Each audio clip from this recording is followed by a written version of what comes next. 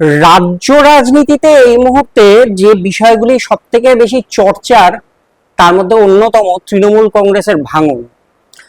গত বেশ কয়েকদিন ধরে, বিশেষ করে 2026-এর 4 মের পর থেকে তৃণমূল কংগ্রেস যেন তাসের ঘরের মতন ভেঙে পড়ছে, চুরচুর হয়ে যাচ্ছে প্রত্যেক দিন। কখনো পরিষদীয় দল থেকে ভাঙন, কখনো সংসদীয় দল থেকে ভাঙন। তারা কখনো আলাদা ব্লক করে লড়ার কথা বলছেন বা আলাদা ব্লক করে তারা রাজনীতি করার কথা বলছেন, কখনো অন্য একটা অনামী পার্টিতে জয়েন করে সে নিজেদের বিরুদ্ধে যে আইনি ব্যবস্থা সেটাকে রক্ষা করছেন। এই পরিস্থিতিতে দাঁড়িয়ে মমতা বন্দ্যোপাধ্যায় তিনি কার্যত ক্লুলেস যে কেন এই বড় ঘটনা ঘটলো বা এই ধরনের ঘটনা ঘটলো, কেন এইভাবে ভেঙে পড়লো।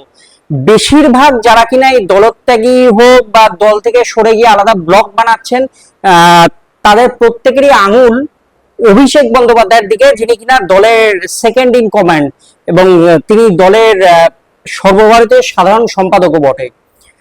তার উদ্ধত্ত, তার মানে কথা বলার ধরন, তার বিভিন্ন ধরনের মানে তার মানসিকতা পুরোটা মিলিয়েই এই সমস্যা তৈরি হয়েছে বলে বেশিরভাগ যারা আর কি দলত্যাগী এবং আলাদা ব্লক যারা গঠন করেছেন তারা প্রত্যেকেই সেই জিনিসটা বলছেন। অ্যাট দ্য সেম টাইম তিনি নিজেও বিভিন্ন ধরনের দুর্নীতির মামলায় কখনো ইডি, কখনো সিবিআই থেকে সিআইডি তাদের হাতে পিংপং বলের মতন লাফাচ্ছেন। কারণ কখনো ওরা বিভিন্ন সংস্থা তারা ডেকে পাঠাচ্ছেন তাকে জিজ্ঞাসাবাদের জন্য, ঘন্টার পর ঘন্টা ধরে জিজ্ঞাসাবাদ চলছে। এই পরিস্থিতিতে যেটা সব থেকে বড় প্রশ্ন হয়ে দাঁড়াচ্ছে যে যারা দলের থেকে সরে গেছেন বা যারাই মেন দলের থেকে সরে দাঁড়িয়েছেন, সেই মানুষগুলোকে কি মমতা বন্দ্যোপাধ্যায় চিনতে পারেননি? তারা কি আদৌ বেঈমান?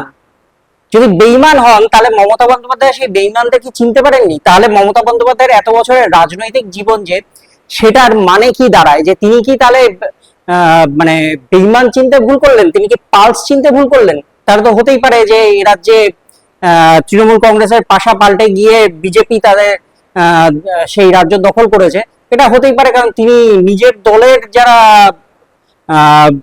প্রার্থী তাদেরকেই চিনতে ভুল করেছেন যখন, তাহলে মানুষের পালস বুঝতেও তিনি নিশ্চয়ই ভুল করেছেন। এই প্রসঙ্গ নিয়ে কথা বলবো, এই প্রসঙ্গ নিয়ে আমরা আজকে থাকবো। ভিডিওটি ভালো লাগলে লাইক শেয়ার করবেন, তার সঙ্গে কমেন্টও করবেন আমাদেরকে। কারণ এজ ডিজিটালের মূল উদ্দেশ্যই হলো রাজনৈতিক যে পরিস্থিতি, যে রাজনৈতিক পরিবেশ পরিস্থিতি চলছে বঙ্গ রাজনীতিতে, গোটা দেশের রাজনীতিতে বা পৃথিবীর রাজনীতিতে, সেই বিষয়গুলোকে নিয়ে আমরা মূলত কথা বলি। নমস্কার, আমি অনিরুদ্ধ। যে বিষয়টা নিয়ে বলছিলাম যে মমতা বন্দ্যোপাধ্যায় কি তাহলে বেঈমান চিনতে ভুল করেছেন? রাজনীতিতে বিভিন্ন সময় বিভিন্ন দলে বহু ক্ষেত্রে আমরা দেখতে পাই যে বেঈমানির একটা বড় জায়গা থাকে। কারণ অনেক রাজনীতিবিদ আছেন যারা কোনো একজন বড় নেতার হাত ধরে বা নেত্রীর হাত ধরে তারা উঠে এসেছেন, উঠে এসে নিজের একটা জায়গা পরিচিতি তৈরি হয়েছে এবং তারপরেই কার্যত সেই রাজনীতিবিদকেই ল্যাং মেরেছেন। এমনটা বহু ক্ষেত্রে দেখা যায়। সে আমাদের বাংলার রাজনীতি হোক, তা সে দেশীয় রাজনীতি হোক বা বিশ্বের রাজনীতির ক্ষেত্রেও বিভিন্ন সময় দেখা যায়। ঠিক পশ্চিমবঙ্গের ক্ষেত্রে একই জিনিস দেখা গেছে বেশ কয়েক বছর ধরে।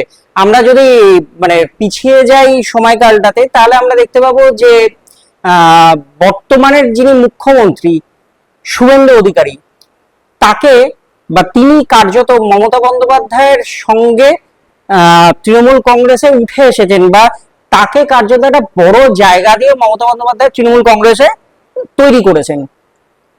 পরবর্তী সময়ে তিনি রাজনীতিতে যথেষ্ট নিজের মানে জায়গা তৈরি করেছেন, যথেষ্ট স্ট্রং হোল্ড তৈরি করেছিলেন সেই শুভেন্দু অধিকারী।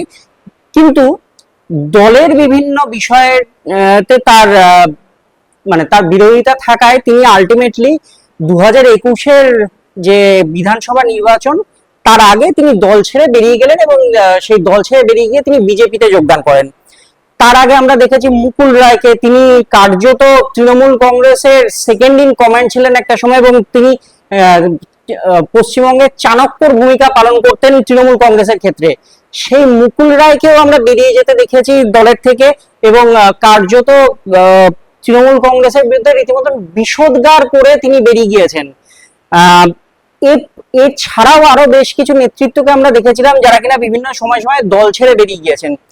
কিন্তু এই মুহূর্তে অর্থাৎ 2026-এর যে বিধানসভা নির্বাচন, সেই নির্বাচনের পরবর্তী সময়কালে অর্থাৎ রেজাল্ট বেরোনোর ঠিক পরে যে ঘটনা ঘটলো বা ঘটে চলেছে, সেই ঘটনা তো কার্যত নজিরবিহীন। এরকম ঘটনা বোধহয় গোটা ভারতবর্ষের ইতিহাসে খুব একটা আছে বলে মনে হয় না। প্রথমে বিধান পরিষদ থেকে বা এই পরিষদীয় দল থেকে, তৃণমূল কংগ্রেসের পরিষদীয় দল থেকে একটা বড় ব্লক বলতে মেজরিটি ব্লকটাই বেরিয়ে চলে গেলেন ঋতব্রত বন্দ্যোপাধ্যায়ের নেতৃত্বে এবং সন্দীপন সাহার নেতৃত্বে। তারা বেরিয়ে চলে গেলেন এবং তারা বললেন যে এই দলে দুর্নীতি রয়েছে, এই দলে সমস্যা রয়েছে, তাই এখানে আমরা থেকে কাজ করতে পারবো না, আমরা সেপারেট ব্লক করবো এবং আমরাই তৃণমূল কংগ্রেস।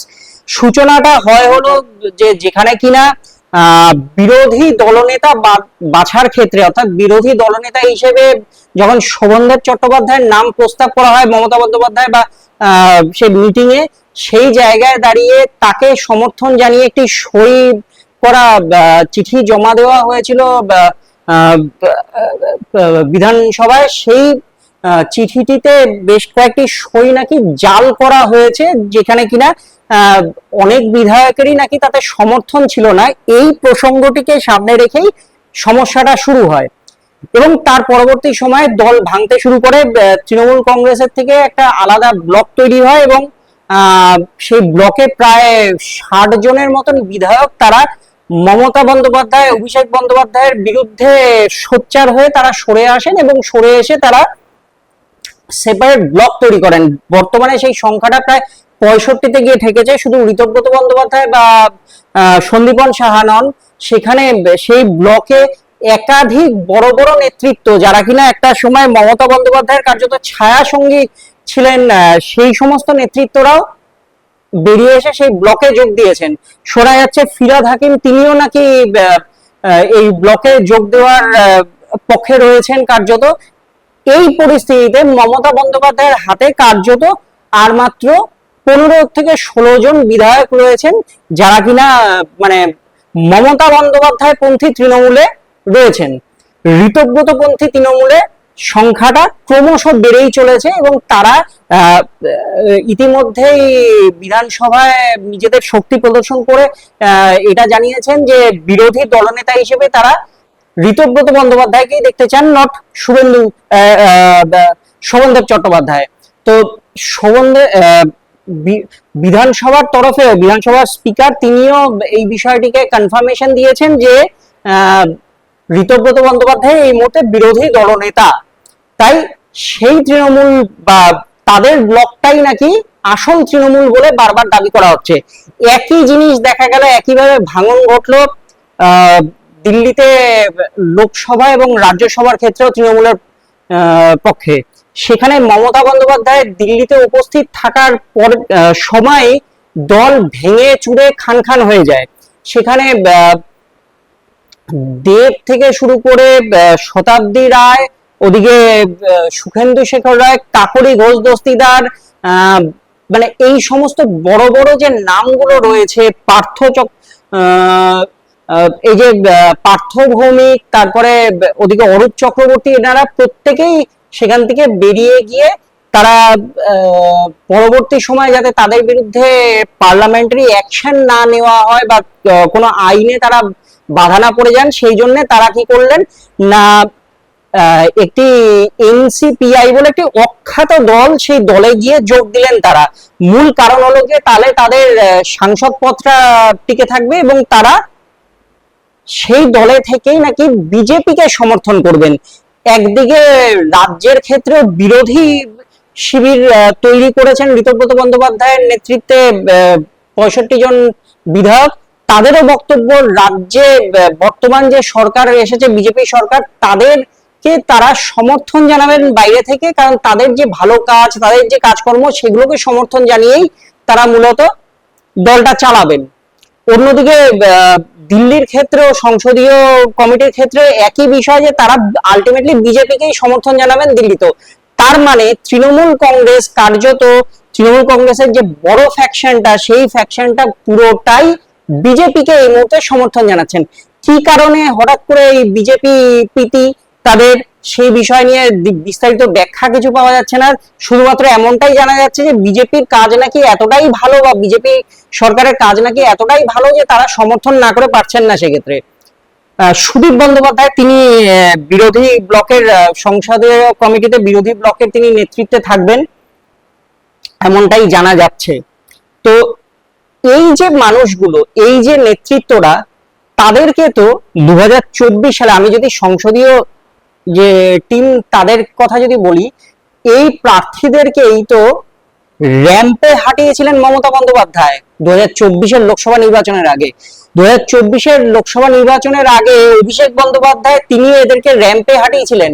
তারা প্রত্যেকে র্যাম্পে হেঁটেছিলেন, বিশাল সভা করে সেই সভায় তারা র্যাম্পের মধ্যে দিয়ে হেঁটেছিলেন এবং তৃণমূল কংগ্রেসের হয়ে তারা প্রচার করেছিলেন। তৃণমূল কংগ্রেসকে ক্রমশ এগিয়ে নিয়ে যাওয়ার জন্যই তারা প্রচারটা করেছিলেন। সেই মানুষগুলো, সেই সায়নী ঘোষ, সেই সুদীপ বন্দ্যোপাধ্যায়, সেই কাকলি ঘোষ দস্তিদার, সেই নেতৃত্বরা, তারা হঠাৎ করে কেন এতটা বিরোধী হয়ে উঠলেন 2024-এ বা 2021-এ? কি তাহলে যে কথাগুলো তারা বলছেন এই মুহূর্তে দাঁড়িয়ে, যে দীর্ঘদিন ধরে নাকি তারা দলের অন্দরে অভিযোগ অনুযোগ করে এসেছেন, অভিষেক বন্দ্যোপাধ্যায়ের বিরুদ্ধে নাকি অভিযোগ অনুযোগ করে এসেছেন, তাহলে সেই মানুষগুলো কি যখন টিকিট দেওয়া হচ্ছিল, তারা যে বারবার বারবার দলের অন্দরে যে প্রতিবাদ জানাচ্ছিলেন বলে দাবি করছেন এখন মমতা বন্দ্যোপাধ্যায়, কি সেটা বুঝতে পারেননি যে একটা ছোট্ট ঘটনাকে কেন্দ্র করে বা কোথাও যদি সামান্য পা হড়কায় তৃণমূল কংগ্রেস, তাহলে এই মানুষগুলো কিন্তু আর তার সঙ্গে থাকবেন না? এই কথাগুলো কি তিনি আগে বোঝেননি? তিনি কি সেই সময় বুঝতে পারেননি, নাকি শুধুমাত্র ওভার কনফিডেন্স কাজ করেছিল মমতা বন্দ্যোপাধ্যায় অভিষেক বন্দ্যোপাধ্যায়ের ক্ষেত্রে? কোন জায়গায় দাঁড়িয়ে এই সমস্যার সম্মুখীন হলেন মমতা বন্দ্যোপাধ্যায়? কোন জায়গায় দাঁড়িয়ে তিনি সম্পূর্ণ একা হয়ে যাচ্ছেন দিনের পর দিন? নাকি সেই এই যে মানুষগুলো যারা কিনা সবাই আঙুল তুলছেন অভিষেক বন্দ্যোপাধ্যায়ের দিকে, তারাই ঠিক, মমতা বন্দ্যোপাধ্যায় কোথাও না কোথাও ভুল করছেন, এখনো ভুল করে যাচ্ছেন? সেই ঘটনা কি ঘটছে না তো? সেই ঘটনাই বারবার উঠে আসছে না তো?